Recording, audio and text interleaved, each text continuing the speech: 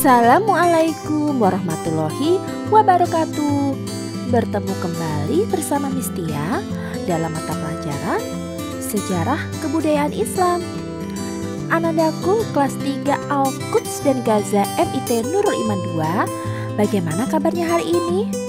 Miss Tia berdoa semuanya dalam keadaan sehat ya. Dan tentunya teman-teman sudah siap dan bersemangat untuk memulai pembelajaran pada hari ini. Nah, sebelum kita mulai, yuk bersama kita buka dengan bersama membaca basmalah. Bismillahirrahmanirrahim. Baiklah teman-teman, kita mulai ya pembelajaran hari ini. Hari ini kita akan memasuki pelajaran baru, yaitu bab yang ke-7 yang berjudul Peristiwa Kerasulan Nabi Muhammad Sallallahu Alaihi Wasallam. Pada pertemuan hari ini, pertama kita akan membahas dahulu bagaimana Nabi Muhammad Sallallahu Alaihi Wasallam sebelum diangkat menjadi Nabi dan Rasul. Sejak masa kanak-kanak, Nabi Muhammad telah dihiasi oleh akhlak yang mulia. Beliau tidak pernah melakukan pekerjaan yang tercela, yang padahal pada masa itu sudah umum dilakukan oleh kaumnya. Nah anak-anak, bagaimana ya akhlak dan kebiasaan buruk masyarakat Arab pra-Islam sebelum masa kenabian Nabi Muhammad Shallallahu Alaihi Wasallam? Masyarakat Arab membuat berhala dan menyembahnya dengan cara mereka sendiri. Setiap suku memiliki berhalanya masing-masing dan mereka memberi nama bermacam-macam seperti Hubal, Lata, Uzza, Manat, dan sebagainya. Meskipun sebagian besar kaumnya saat itu menyembah berhala, namun Rasulullah Muhammad sejak kecil tidak pernah melakukan penyembahan terhadap berhala.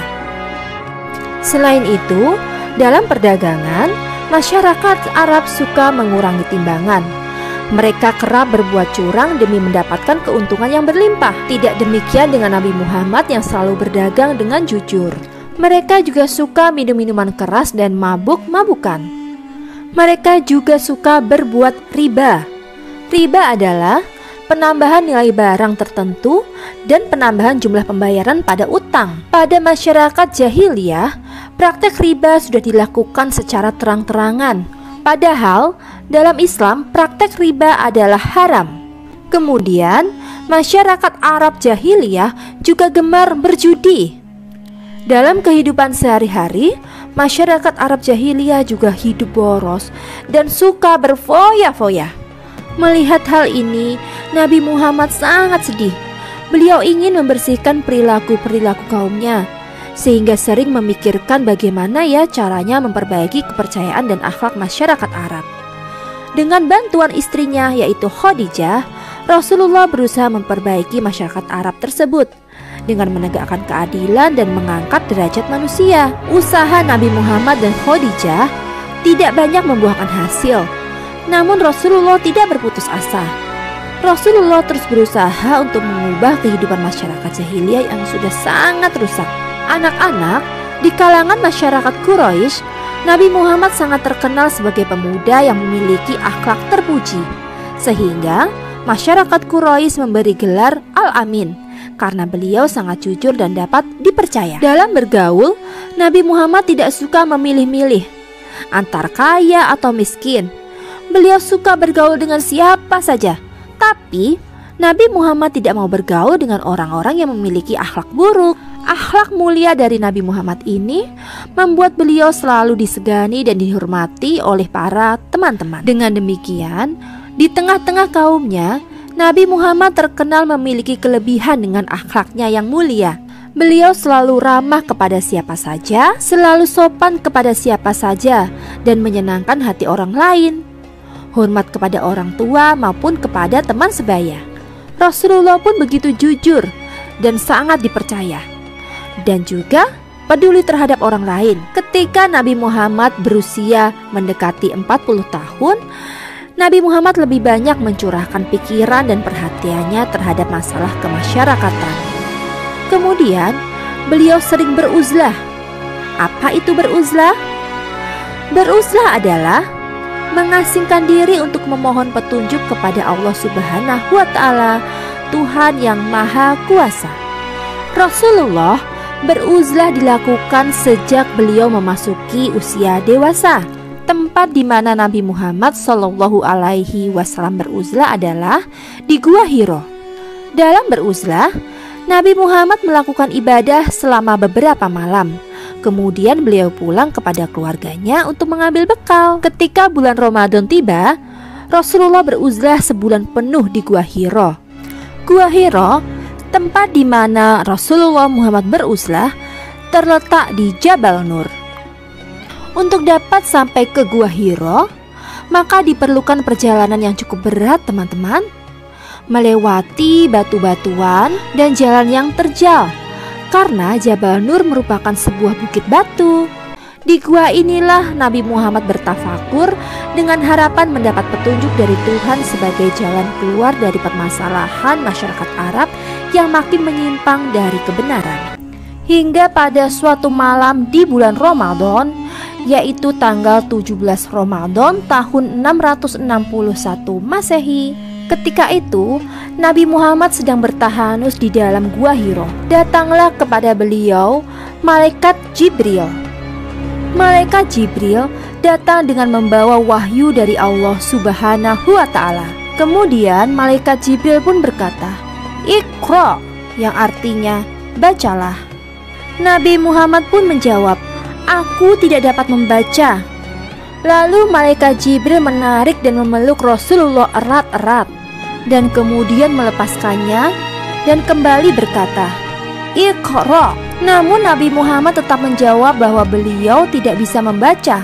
Peristiwa ini sampai terjadi 3 kali, hingga untuk yang ketiga kalinya Malaikat Jibril menarik dan memeluk Rasulullah kembali dengan sekuat-kuatnya, lalu melepaskannya dan berkata, "Bacalah dengan menyebut nama Tuhanmu yang menciptakan.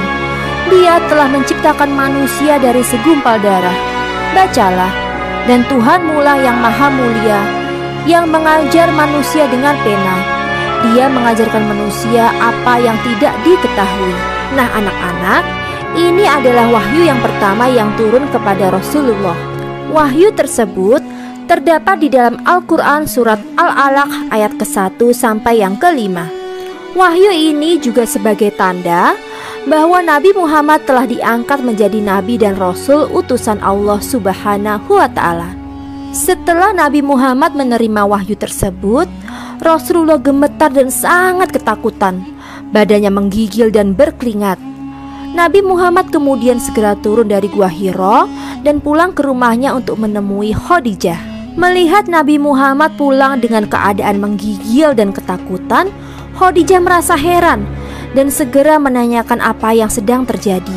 Kemudian Nabi Muhammad meminta agar diselimuti oleh Khadijah, dan Khadijah pun segera menyelimuti Nabi Muhammad. Setelah Nabi Muhammad mulai merasa tenang, kemudian Nabi Muhammad menceritakan semua yang dialaminya kepada Khadijah. Mendengar cerita Nabi Muhammad, Khadijah segera berusaha menenangkan dan meyakinkan Nabi Muhammad bahwa Allah telah memilih dan mengangkat beliau menjadi utusannya untuk menyebarkan kebenaran kepada umat manusia. Untuk menenangkan hati Nabi Muhammad, Khadijah kemudian membawa Nabi Muhammad kepada pamannya yang bernama Warokah bin Naufal, yaitu seorang Nasrani dan ahli kitab yang terkemuka. Setelah mendengar cerita Khadijah dan Nabi Muhammad, Warokah segera membaca isi kitab Taurat dan Injil. Kemudian Warokah berkata kepada Nabi Muhammad, "Itu adalah Jibril yang pernah diutus Allah kepada Musa. Dan mudah-mudahan aku masih hidup di saat engkau diusir dari kaummu." Rasulullah kemudian bertanya, "Apakah mereka akan mengusirku?" Warokah pun menjawab, "Ya, sebab setiap orang yang membawa seperti apa yang engkau bawa pasti dimusuhi. Jadi kelak engkau mengalami masa-masa seperti itu. Dan jika aku masih hidup, aku pasti akan menolongmu sekuat tenagaku." Namun, tidak lama kemudian Warokah meninggal dan wahyu pun terputus untuk sementara. Setelah wahyu yang pertama turun, bagaimana ya turunnya wahyu yang berikutnya atau wahyu yang kedua? Setelah mendapat nasihat dari Warokah bin Naufal, Nabi Muhammad berharap menerima perintah wahyu yang kedua. Namun, selama kurang lebih 40 hari, Rasulullah tidak menerima kembali wahyu. Padahal, Rasulullah sangat rindu sekali dan sangat ingin menerima kembali wahyu yang berikutnya. Nabi Muhammad merasa cemas dan sedih. Beliau mulai ragu dengan apa yang dialaminya itu. Kemudian Rasulullah pun selalu datang ke Gua Hiro sebagaimana kebiasaannya. Di dalam sejarah Islam, masa terputusnya wahyu untuk sementara ini disebut dengan Fatratul Wahyi atau masa berselangnya wahyu.